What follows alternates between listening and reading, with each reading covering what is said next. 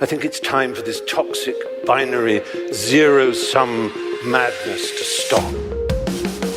We're not an imperial power, we're a revolutionary power. We are no longer in a world where you can plot out moves statesman to statesman like a chessboard. You don't know anything about my background or where I came from. It doesn't matter to you because fundamentally I'm a mean white man. We can't do this to the next generation because America will cease to exist. Welcome to the Munk Debates podcast. Every episode, we provide you with a civil and substantive debate on the big issues of the day. Free of spin, focused on the facts, and animated by smart conversation. To arm you, the listener, with enough information to make up your own mind. Today's debate, be it resolved, debts and deficits. Fears of both are overblown as advanced economies address the COVID-19 pandemic.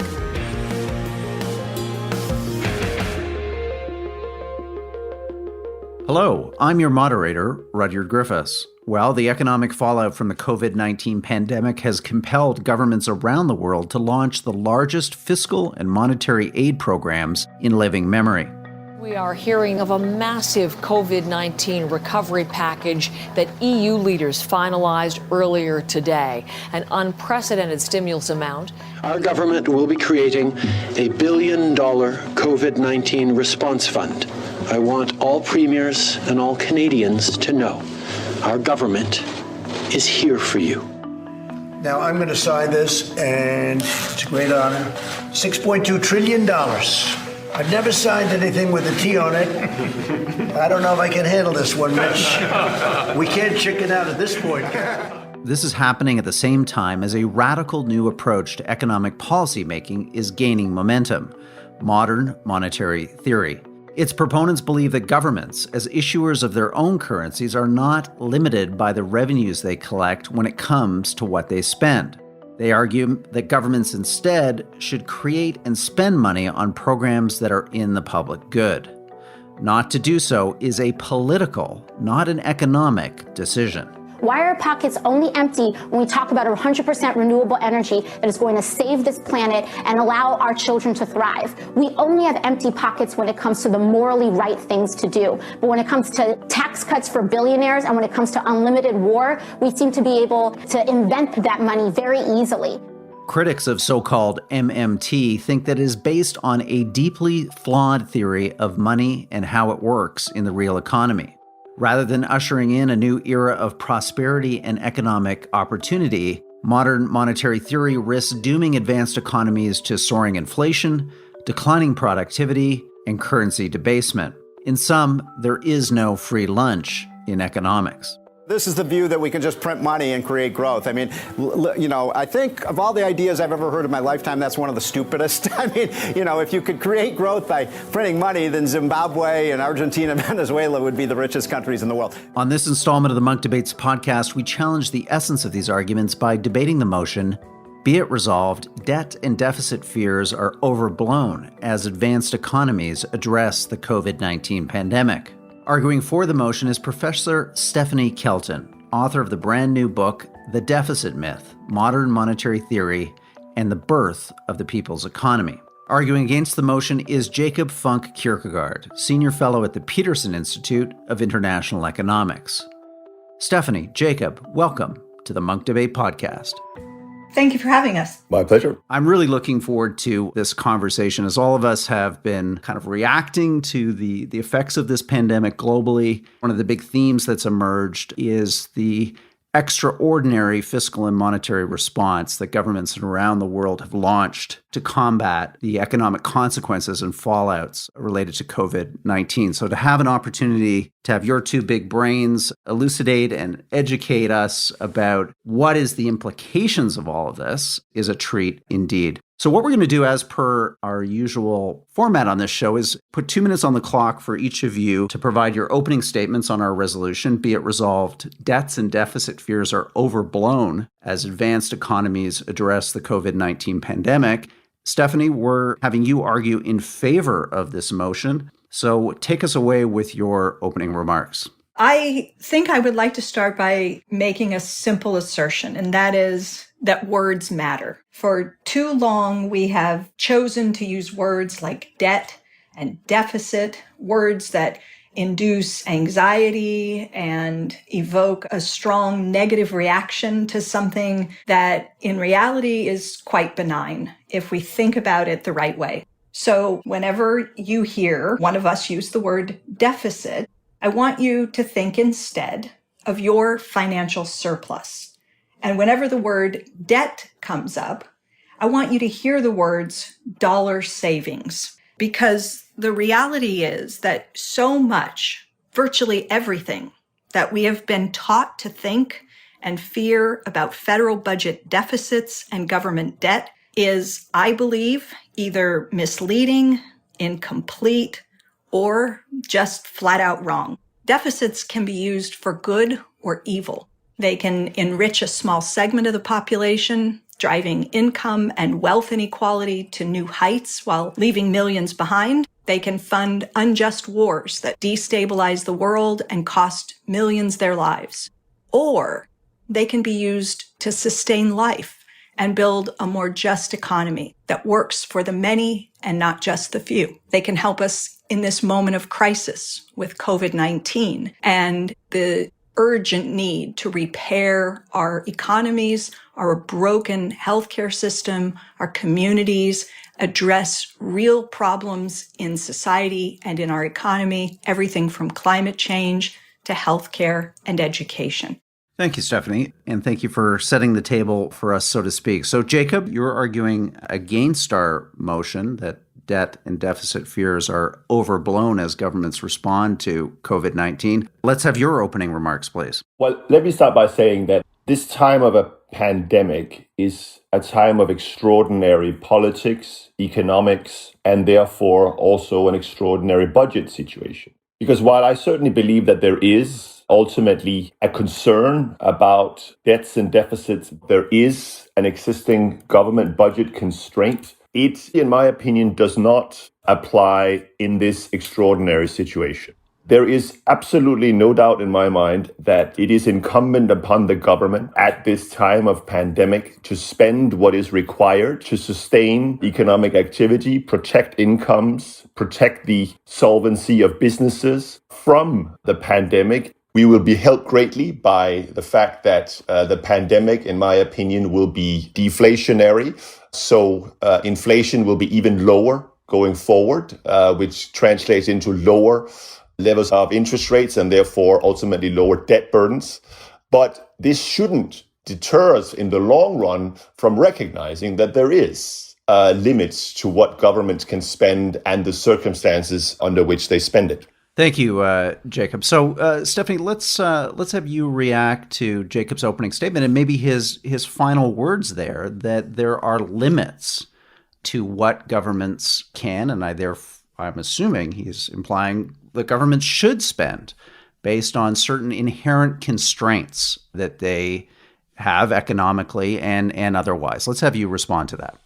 The question of limits is, if you're saying at what point should we worry about the size of the deficit? At what point should we worry about the growing national debt? Remember that I've asked us to substitute different words here. So it's like asking at what point should we begin to worry about the size of the private sector's surplus? Or at what point should we begin to worry about the quantity of dollar savings that are out there? At some point, God willing, the economy is going to recover and we're going to approach something closer to full employment. And that's when the deficit will begin first to shrink itself, because people enter the labor market and find jobs and get reemployed, their incomes increase, they begin paying taxes. So the deficit will shrink on its own over time. It isn't something that we need to actively pursue. The limit is in our economy's capacity to safely absorb whatever spending Congress has authorized. If Congress continues to pass legislation providing too much stimulus as the economy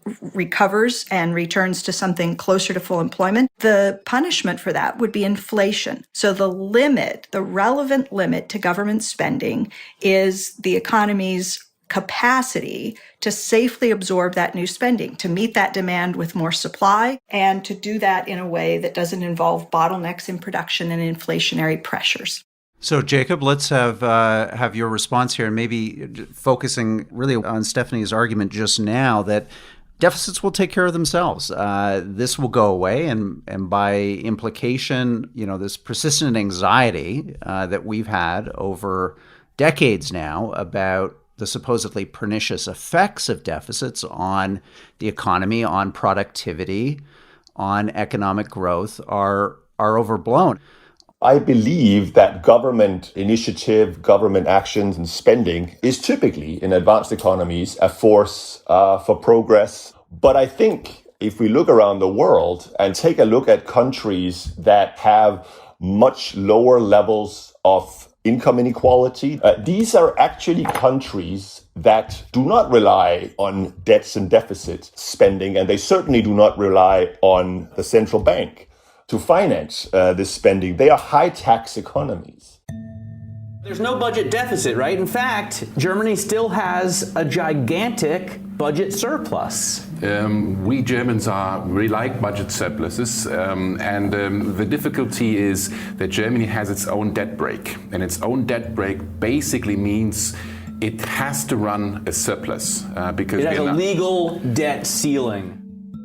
And I think what this tells you is that countries that want to use government spending as a force to achieve these kinds of long-term societal goals, income inequality, healthcare for all, etc., they're also countries that have recognized that you need to have a tax income to pay for this. It is not a sustainable way in the long run to rely to an excessive degree on the central bank to do so. Okay, well, this is starting to get interesting here. Stephanie, you have a very different view. You think that governments believing that taxation is, critical to their ability to spend, and tax policy is somehow essential to budgeting decisions.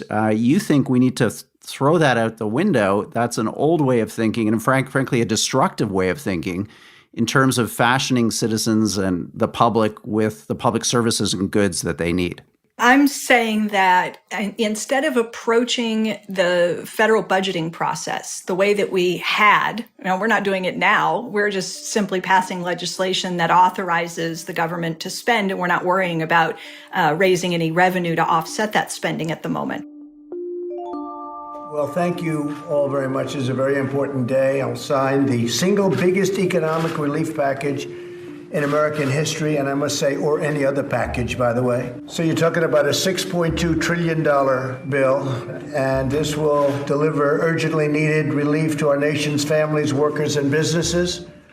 Now, Jacob says that he's worried about, carrying on with deficit spending in the long run. I would have us look back at our actual historical record and note that the federal government's budget has in fact been in deficit for virtually my entire lifetime, with, I think, 5 years accepted. Inflation hasn't run out of control. Interest rates are right where the central bank wants them. And what I've argued doesn't have anything to do with the central bank playing along or somehow financing and making it possible for the government to do what it's done. What I'm arguing doesn't depend upon the central bank buying bonds or not buying bonds. It's simply the case that any spending that is authorized by Congress, those payments will be carried out by the government's bank. That happens to be the Federal Reserve.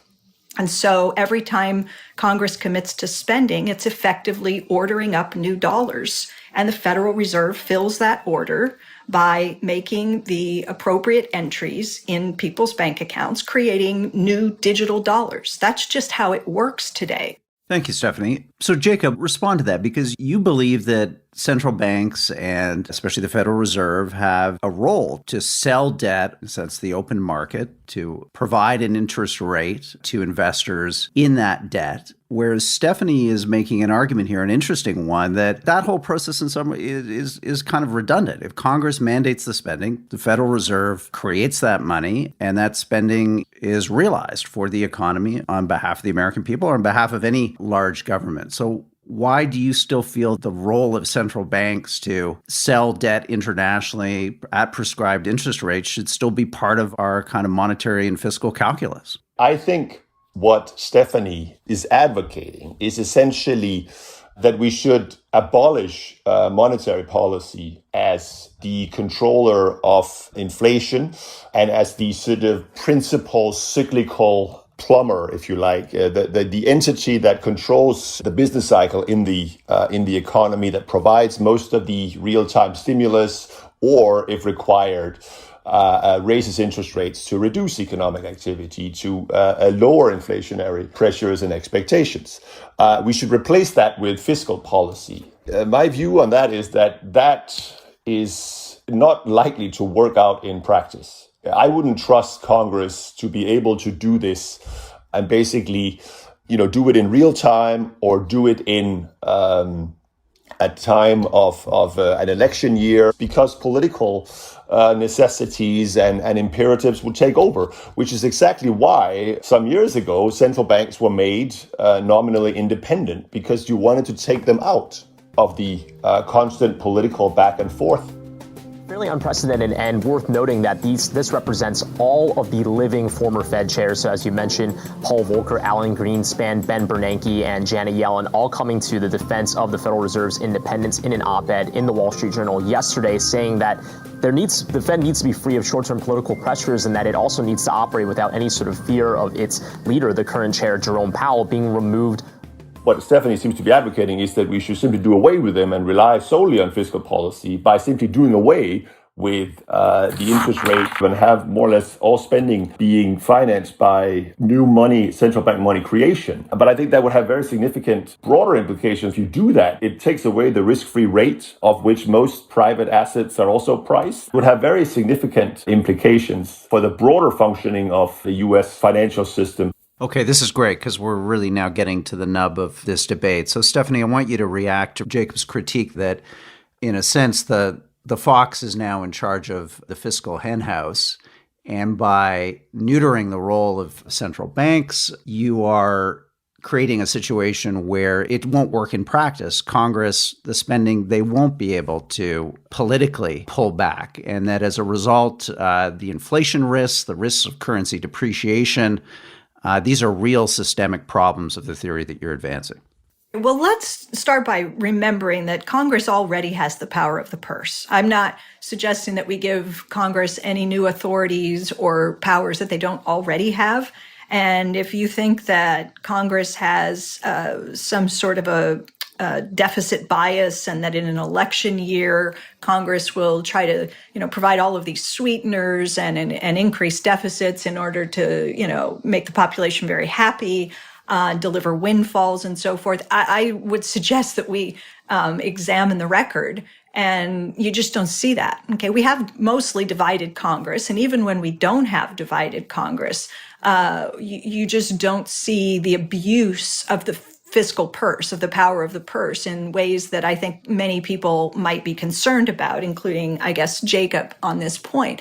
But I'm not saying that we should take away the power of the Fed. What I'm saying are a couple of things. First, I do not believe that the Federal Reserve or any central bank ought to be given sole responsibility for achieving a balanced economy. And that's effectively what we've done in the U.S. Congress has told the Fed, you have a dual mandate. It is your job. You steer this huge economic ship using really one price. Okay, you set the overnight interest rate. Jacob said that's the risk-free rate. You fix the policy rate. You move it around, nudge it here and there, and you try using that policy tool to deliver full employment and basically price stability.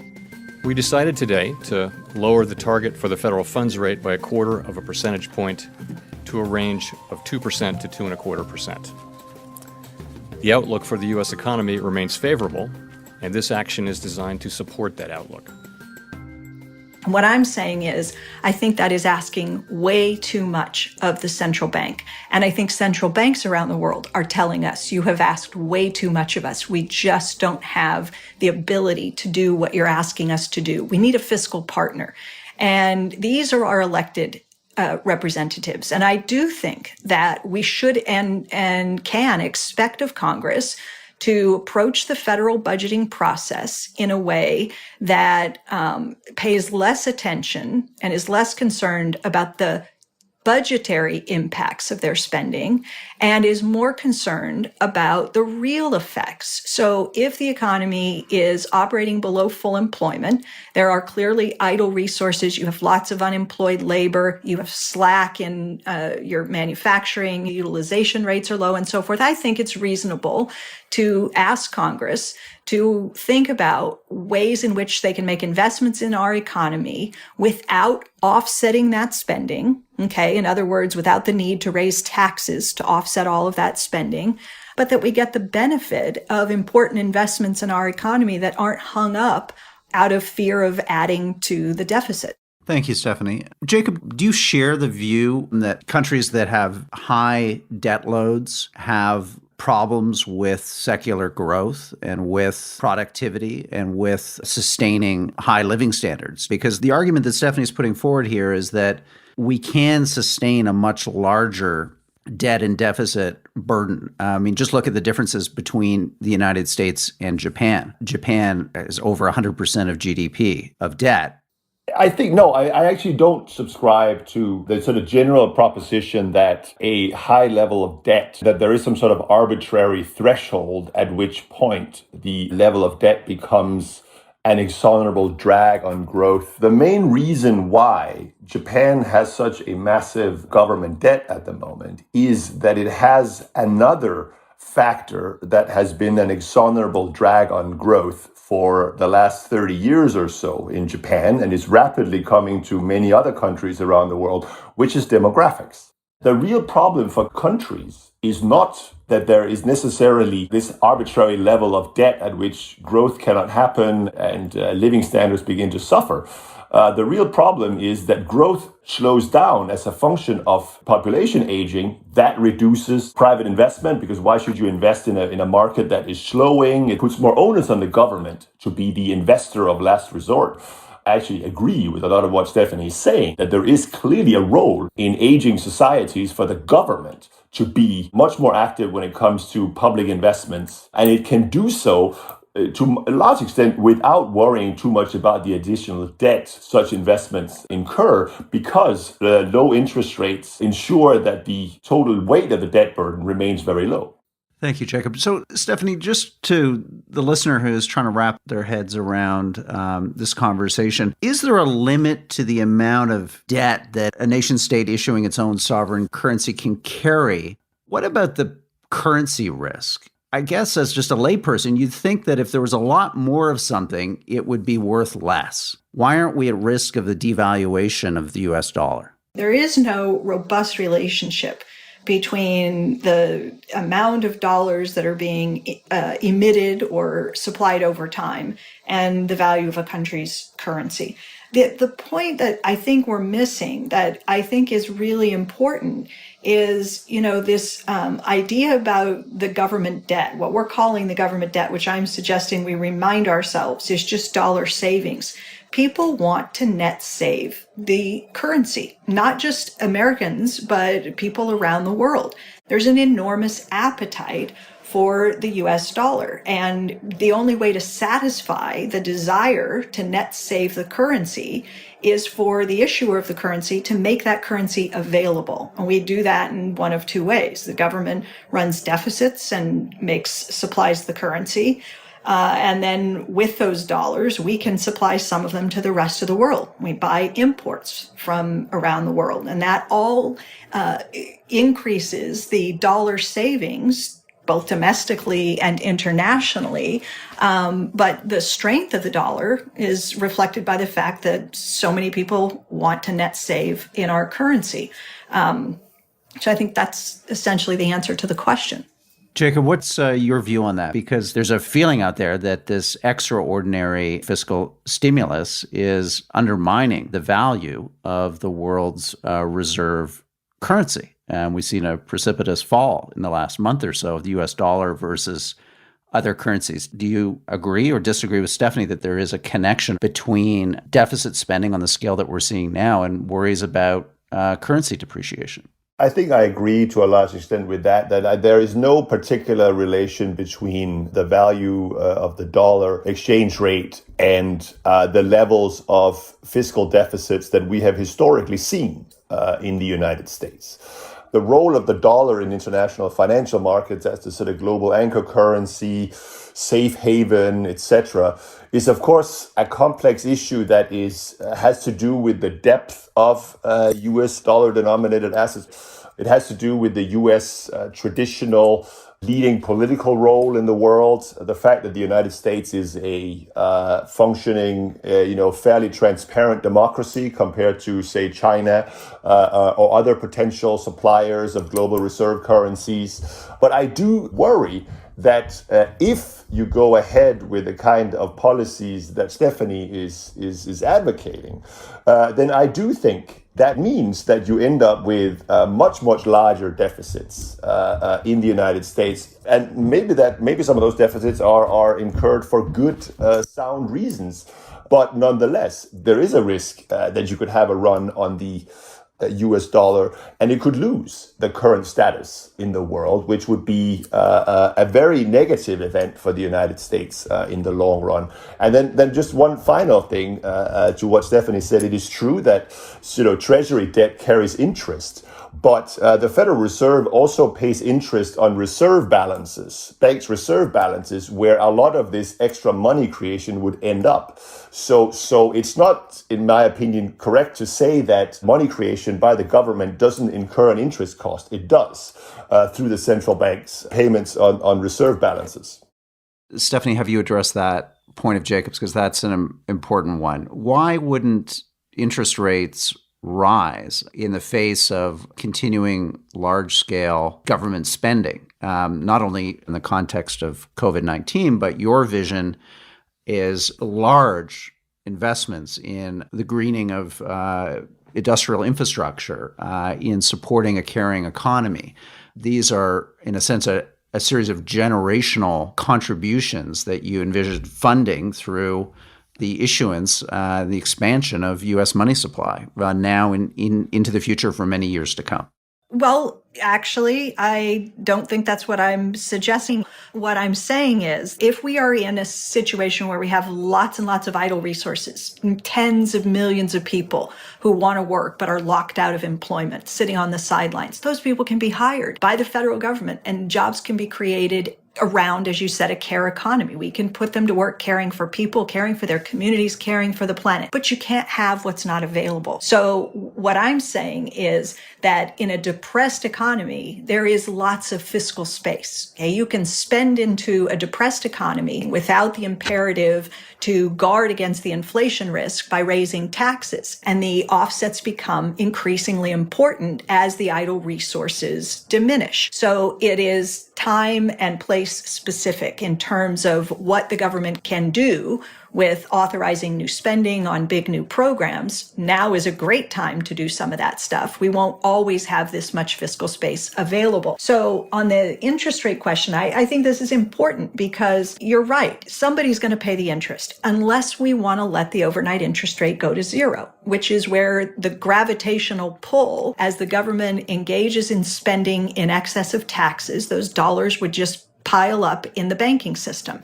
They can sit there as idle reserves earning no interest, or they can sit there as idle reserves earning whatever the Federal Reserve chooses to pay on overnight reserve balances. Okay, that's a policy choice. If the government is engaged in deficit spending, the deficit increases the supply of dollars in the banking system, and currently the government subtracts those dollars away and replaces them with U.S. treasuries, which are also interest-bearing. So either the Treasury pays the interest or the Fed pays the interest. It's essentially 6 of one and half a dozen of the other, except that when we do it through the Treasury, it results in this thing called the national debt. And it results in a line item on the federal government's budget called the interest burden, right? Interest expense. And this makes everyone kind of crazy because they see the national debt and, oh my God, the interest expense is going to be bigger than what we spend on national defense.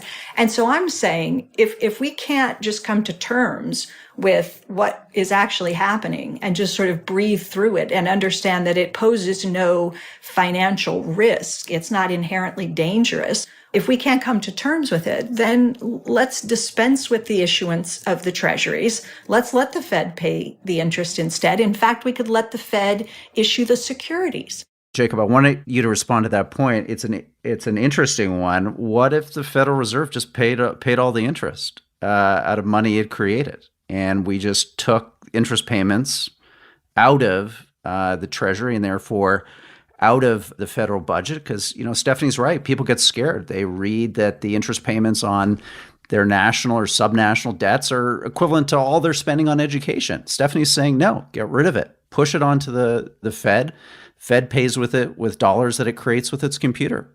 I think ultimately pushing it all onto the Federal Reserve would represent a significant decline in fiscal and government economic transparency in this country. It would become even more opaque, and I would certainly not support that. But I do agree with Stephanie that there is a political fight to be had here to convince Americans that this is worth the money, that the things we are spending our money on and incurring these debts and this deficit to achieve is worth it. But I would rather have that debate up front than have it sort of hidden away, carried out, through the Federal Reserve balance sheet. I fundamentally view this, let the Fed take care of all the interest rates payment, as a significant reduction in transparency, and that's not a good step. Stephanie, this is an interesting charge, that there's a kind of opacity that comes from spending when it is assumed as an obligation of the Treasury. We're losing one of the most important things that we fought for over the last few decades, which is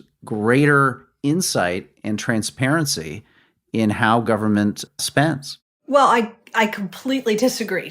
I think that the current set of arrangements is what is not transparent. This is what's opaque. People don't understand government finance. And part of the reason is because of the way we currently run the government's fiscal operations. When people hear that the government is running a deficit so it needs to borrow. No, it doesn't. It doesn't need to borrow. No government that issues its own currency ever needs to borrow that currency from anybody else in order to spend. So we confuse people by doing this thing that we call borrowing and issuing bonds that we call debt, and saying that because the government has engaged in deficit spending, it needed to borrow, and now it has taken on debt, and then we call that a burden. I think we could make it much more transparent by saying to everyone clearly, look, the government's own deficit spending gives rise to the dollars that fall into someone's hands that are then made available to purchase government bonds. So what's really happening, if we want to be transparent and tell people the truth, is that the government is supplying dollars through its deficit and then allowing people who have those dollars to trade them in for interest-bearing dollars. You can think of it as a form of UBI. It's like a universal bondholder income. This is a subsidy from the federal government to people who are wealthy enough to afford to save in the form of interest-bearing currency, to buy bonds. Okay, why do we do that, right? We should have a conversation about whether that serves a public purpose, because we're spending something like $385 billion a year on interest expense. So that money is just going to people who are fortunate enough to have some bonds. The government is running them through a primary dealer market that's profiting from playing the intermediary, the middleman in this process, and none of it's necessary. Absolutely none of it is necessary. Now, we could have a debate about whether it in fact serves some public purpose to allow this, but what we could also do is what I suggested. If we want people to have access to a safe, interest-bearing alternative to non-interest-bearing cash, let them have an account at the Fed. Let the Fed pay the interest, and then it would become that much more transparent. Thank you, Stephanie. So, Jacob, would you like to respond to what you've just heard from Stephanie? My view is really one of ultimate political accountability and control. As I said, I would much rather have the debate up front in the political arena about what the spending should be on and justified in that way than making it possible for politicians to just basically, do whatever they want and then have the interest rate paid by the Fed and the central bank money funding it. Because ultimately, as I said earlier, I don't believe that is going to end in a nice place, because we know, unfortunately, that, our politicians are not our best angels when it comes to this. And I don't believe that they would be able to control themselves in the long run over this, irrespective of who pays the interest and the degree of transparency. That's why I think it is a dangerous road. You're listening to the Munk Debates podcast. If you like this podcast, check out our other episodes, including debates on everything from the U.S. election to the accuracy of COVID-19 data to whether billionaires should exist. All free to download or stream on our website, monkdebates.com.